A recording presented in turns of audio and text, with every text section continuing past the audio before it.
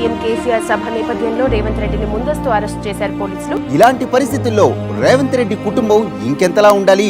మిగతా వారి సంగతేమో కానీ రేవంత్ రెడ్డి ఫ్యామిలీ మాత్రం చాలా ధైర్యంగా ఉంది. ఎట్లా అనిపించింది? ఎందుకంటే ఆడపిల్లవి బాధను తొందరగానే ఓవర్కమ్ అయ్యి బాధ్యత తీసుకోవాలి.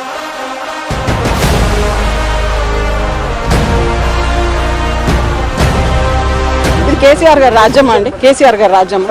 ప్రజాస్వామ్యం లేదా? 144 సెక్షన్ ఉన్నప్పుడు సభ చేసుకోవచ్చా కేసీఆర్ గారు? అవును, నేను కూడా మీటింగ్కి వెళ్తా.